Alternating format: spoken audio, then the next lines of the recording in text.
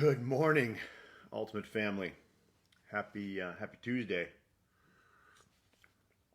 Not Tracksuit Tuesday, but still a great Tuesday. Tracksuit Thursday is coming up.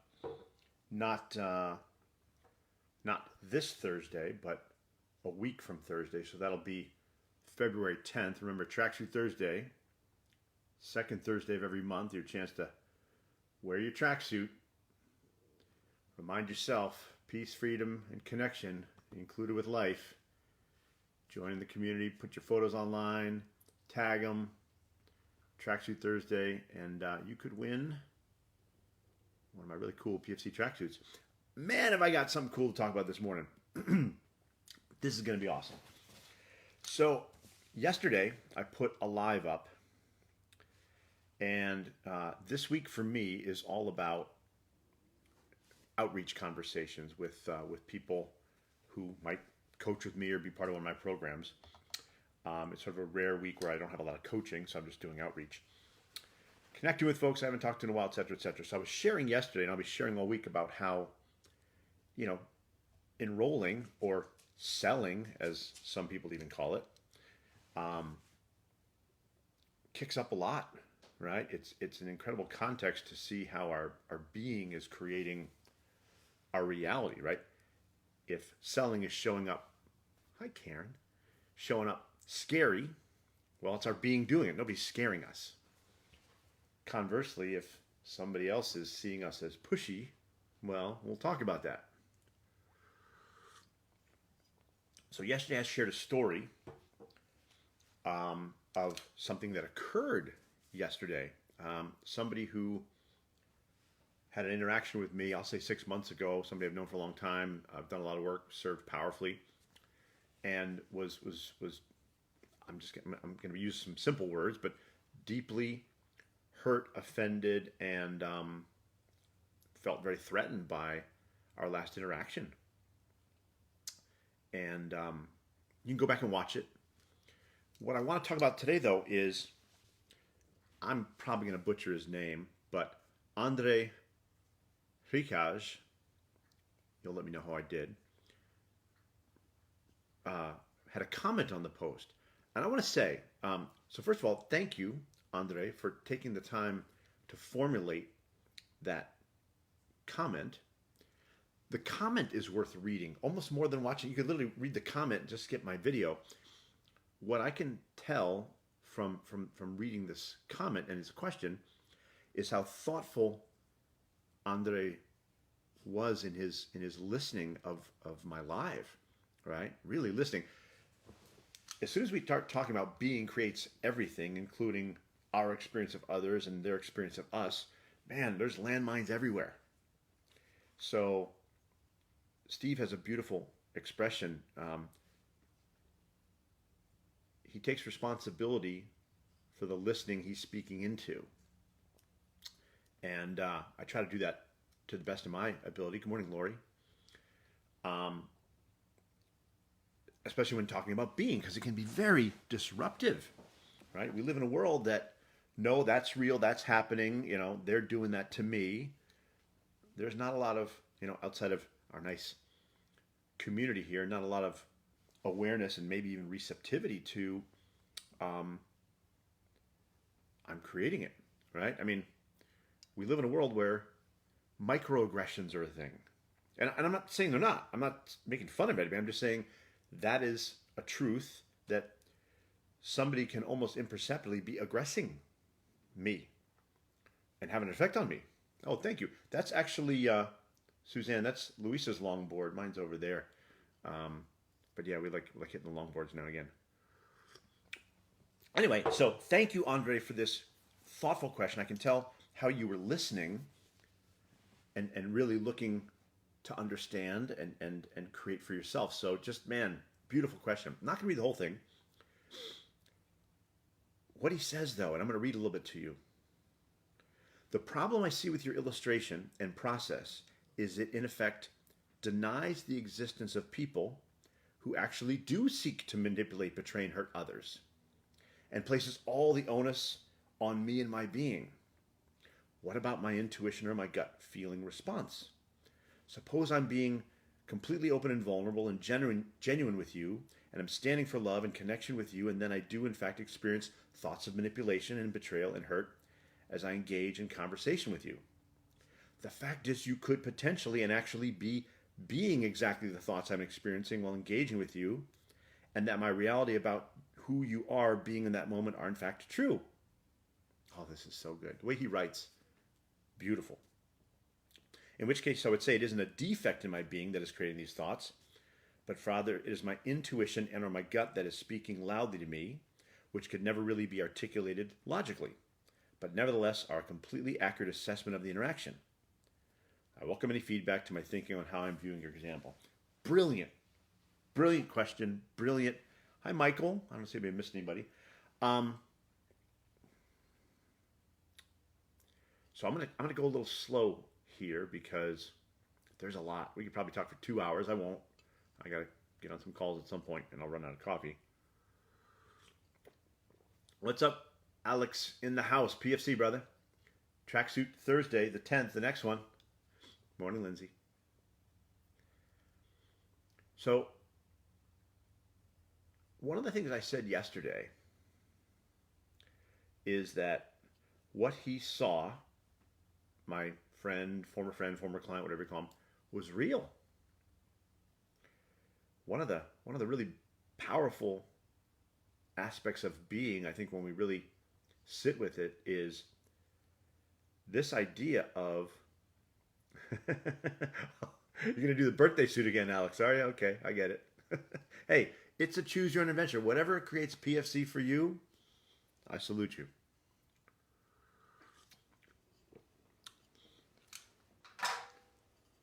The first thing I did when he shared with me what he shared with me was, I see what you see from how you're seeing it.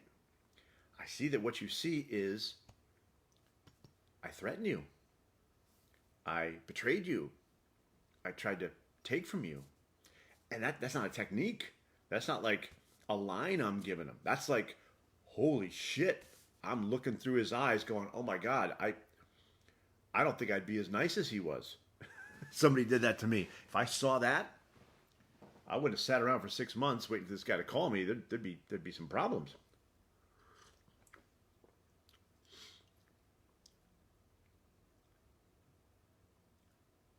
The being is so powerful, it creates reality, and that reality is real.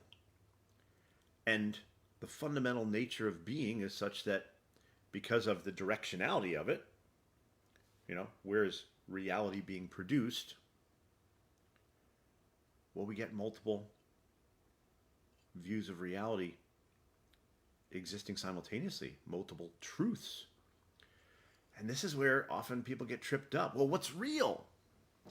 That's a good question. We'll come back to this thing about what I was just talking about. And let's just talk about this idea of what's real, what's really there versus what am I creating. Now, the way I talk about it when I'm discussing this with folks is I say, you want to think about it like a continuum. I guess I could use shorter. I don't have as much. I'm using, I can't do it like this, can't see. There's a continuum. On one end, there's the experience of life that I'm sure we know people who have their experience of life. Everything out there is as it is. We're not creating it. It's happening to us, right? Driver swerves in front of them. That made them mad, angry. I didn't do that. They did that to me, right? You rolled your eyes at me. That's a microaggression that hurt me and devalued me. I'm not making fun of it. I'm not saying that's not the truth. I'm just saying on one end, that's what it is. Hey, Greg, good morning. On the other end, give me one more room here, is God. Consciousness, the universe, whatever you want to call it, higher intelligence, right? Everything is me, right? If I woke up and thought or knew I was God, then everything would be mine, including whatever I said they were doing, right? So that's a pretty broad range, isn't it? And of the, what do we got, 7, 8, 9 billion people on the planet, everybody falls within that range. There are people on this planet that wake up convinced they're God. When the sun rises, they did that, all right? when the the waves crash. I'm sure there's somebody someplace. Now we might have a label for them or put them in a special place and medicate them. I'm not saying any of that, but there's people that's their belief, and there's people on the other side. So what I always suggest is, don't worry about, we're not over here thinking we're victims of everything. And I don't know, at least speaking for myself, I don't wake up every day trying to get to God, trying to know I do everything. I'm not worried about that. If it happens someday, I'll let you know. That'll be a really interesting live video, I'm sure. Think about where you exist on the continuum, where I create that, and start to feel for where am I saying it's out there. For some people, it's a reaction to something. Oh, well, this happened. That made me angry. Okay, well, let's question that. Let's see if it did, and maybe you made yourself angry, as an example, right? Our experience of it. Well, what about an actual circumstance, right? The more I play with this, the more I explore being, which is infinite, the more I see, there is to see, the more I see, oh, that's me creating that. I shared a story, I don't know, a couple weeks ago or so on a live about a whole day I spent convinced Louisa was mad at me. And I had evidence, right? I could have been keeping a log of all the things she did, what she said, how she said it, the words she used. Well, when I snapped out of it, and you can go watch that video if you want, and realized that I had been under my own illusion and did the work that I do to clear my own judgments, well, I saw everything differently. Literally. I was like, oh, she didn't mean it that way. She didn't even use that tone. I made that up. I don't know if I told this story before, but it's a story worth telling. So if you heard it, as Steve would say, listen like you've never heard it before. Some time ago, I went to go visit, probably a year ago, I went to go visit one of my sons who was in DeLand skydiving. My sons are skydivers and base jumpers and do all sorts of crazy stuff. About 2 hours away, something like that, other side of Orlando. I was going to visit him, so I went for the day. Luis was home alone. As I'm getting in the car to drive home, I called Louisa. Hey, how's it going? Oh, it's been a rough day. She'd had a rough day. A lot of creation, a lot of bumping up against her own fears, insecurities, doubt, right? When you're in a creating space, when you're creating, when you're trying to serve, you go through these waves. Everybody does. She had had a rough day. And she shared most of it with me, all the things that had happened. And I said, well, would you like to do something about that? She's like, what do you mean? I said, well, you had a it's like an awful day. Would you like to have an awesome day? She goes, when? I said, today. She goes, I don't know what you mean. I said, okay, no worries. Here's what we're going to do. I'm going to ask you to recreate today for me, but tell me a different story. No different events, right? No different events. Just tell me a different story. Give it different meaning. The same things happened, but as you're telling it, just, it's a game we call Tell the Opposite Story. It might bear mentioning that, one of the analogies I use for this is we're all familiar with noise canceling, right? Noise canceling headphones. Well, noise canceling don't actually cancel any noise as in make it go away. What it does is it plays the opposite wavelength, right? It plays a wavelength on the opposite end of the spectrum, which effectively to our brain cancels it out. It's not sucking noise out of the air. It's playing a different noise that tricks our brain into thinking it's gone. So if I have a wavelength that's up here and I match it with here, well, it goes down to neutral and I don't hear anything. That's how noise canceling works. So I said, let's play the tell the opposite story game about the day. And she went back through the entire day, like literally relating all the same events she shared. This happened, and I knocked my coffee over, whatever the events were. And on the spot, she made up something different about it. She just told it differently. And at first she's like, this is really weird. That's not what happened. I said, don't worry about what happened or not. I like your idea, Alex. Don't worry about what happened. Like, just keep going. And as she's telling the story, right? I got another hour in the car ride. She's literally going through her entire day again. Oh, it works great with kids, Suzanne. You're right. Not like you told it wrong the first time, but let's just play a game, right? Because we speak truth into existence with our words. So she goes through the whole day, and she's getting towards the end, and she's telling me about how this incident happened, but she saw on the other side, and she was stronger. Like, again, just telling a different story about it. And by the time she got to the end of the day, I was almost home. I said, "So, how are you feeling?" She goes, I feel amazing. I had an incredible day." I said, "I know. I can't wait to see you. I'll be inside in like 2 minutes." And I walked inside, and there was my wife, who had just finished an amazing day because of how she created it. Right now, some people say, "But that's not." Well, isn't that interesting, right? How did it happen? What is the truth? So let's go back to what Andre shared, right? Because, oh God, again, Andre, thank you for your comments. This thing, for those of you just joining, this guy Andre Hrikaj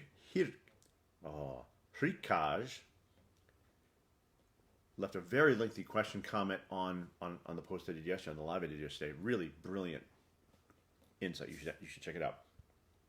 But I want to go back to this. And he's talking about, what about my intuition or gut feeling response?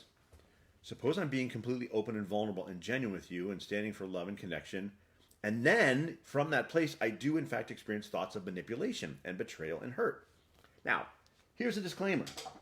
Do not take anything I say and follow it, use it, listen to it above your own intuition ever. Always trust yourself.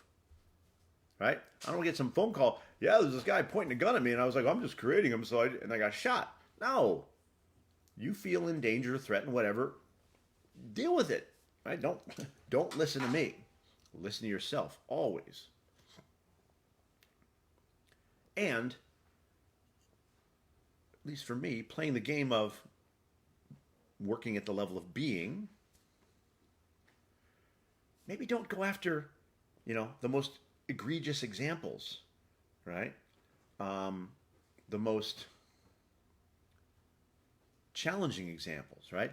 Play at the level of where discomfort starts, right?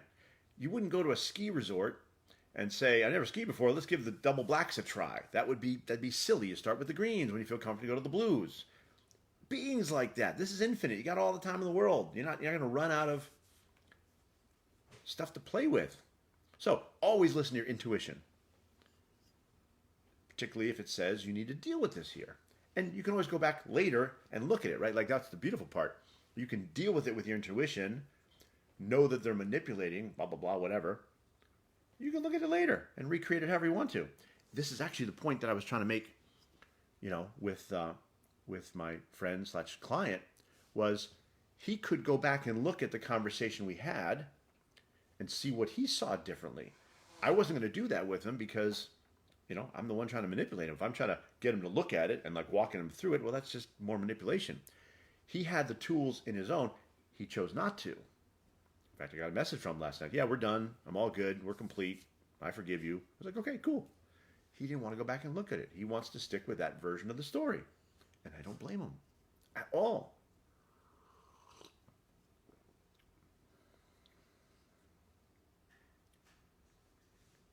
But we must ask the question, is it real? My intuition's telling me they're trying to hurt me. Is it real, right? Byron Katie, if you're not familiar with her, I strongly recommend checking out some of her videos. Her stuff is called The Work by Byron Katie. And there's some simple questions she gets people to ask. Is it real, right? What's happening? Is it real? Are you absolutely sure? Right? Are you absolutely sure? And she does just a wonderful job of Case for people to go back and look at really traumatic stories of their past, right? And I'll go back and talk about this incident with this guy. It is verifiably true that we had a conversation. It is verifiably true that the conversation was centered around the topic, I think you should work with me. I think you should write me a check. At the time, $60,000 was what it cost to work with me for a year. Now it's $100,000, but I said I think you should write me a check for $60,000. And it is true that I invoked language about how this would be powerful for a family member who will remain nameless. That's all true.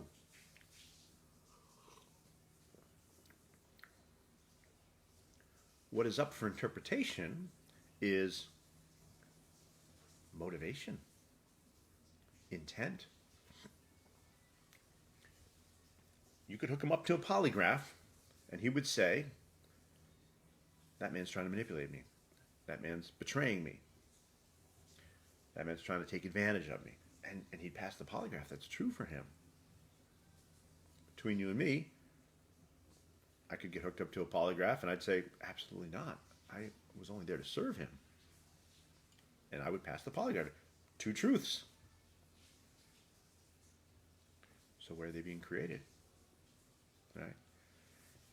Actions, stuff that we see, can be verified. Now what's fascinating is oftentimes we think, well, I heard you say this. Even how we hear is projected from our being, right? But when we go back and watch the videotape, we can actually say, oh, that's what he said. So ultimately, actions, in theory, can be verified, validated. Motivation cannot, right? Yet, all we do, right? Intent cannot. All we do is assign, that's why they're doing it, right? And I'll go back to, again, Andre's brilliant question. Here we go. I do in fact experience thoughts of manipulation and betrayal and hurt. Here's what I'll tell you. They ain't coming from the other person, ever. It's a pretty powerful statement. They're only coming from me. Now, the actions could be, but actions with the intent to betray or hurt, right? And let's make a simple example. Let's go back to the situation. Let's say that I did not have pure intent to serve him, like I said. Let's say I was trying to get him to do something. Now, one person calls that manipulation. Maybe I had to feed my family. Maybe I was going to get kicked out of my house if I didn't close this deal. Well, now it gets a little muddier. We was trying to manipulate, but I need it too. Trust me, whatever somebody comes to you with, they have a reason for doing it. The reason never has anything to do about you. Even if they want something, it's because they want something. They're not doing something to you. Ever. And yet, what the being creates, intent, motivation, is always about, well, they're doing this to me, right? Even the words, betrayal. He betrayed me. No, he didn't. He was just doing what he was doing. If somebody busted in my door right now, get a little fired up with the coffee here, so hang with me, or was banging on the door, trying to kick it open, right? I would consider that a threat, as in somebody's trying to break into my house.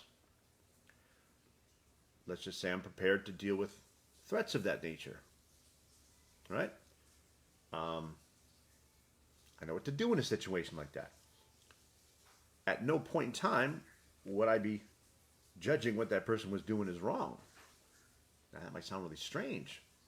I could still take an action to protect myself and my family, but I wouldn't be judging, because of who I'm being, that person as, I can't believe they're doing this. That's what's happening. I'm going to take care of it. Anything on top of that, my opinion of what it is, what they're doing, why they're doing it, if it's right or wrong, we create that. Right? life happens in pure action-reaction, right?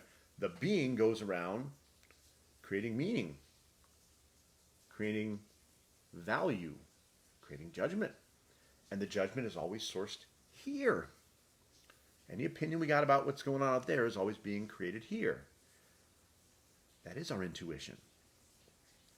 Now, we could get even a little meta about this and say, well, maybe we're really good, and our intuition is really good at discerning that is manipulation.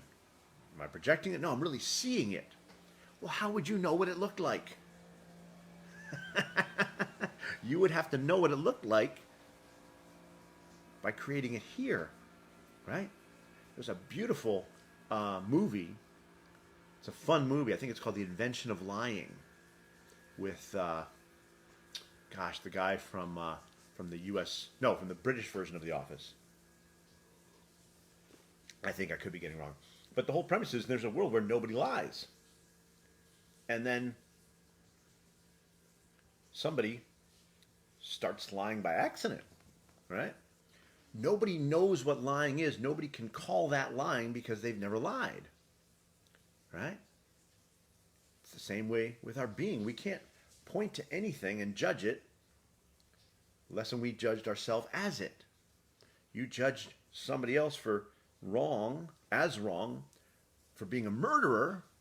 Well, I hate to tell you, I'm not saying you killed somebody. You've had thought of murdering somebody. You'd have to have had that thought and judged yourself as having that thought, and that thought is wrong. If you say somebody's perverted, ooh, that's well, it's between us, nobody's listening, right?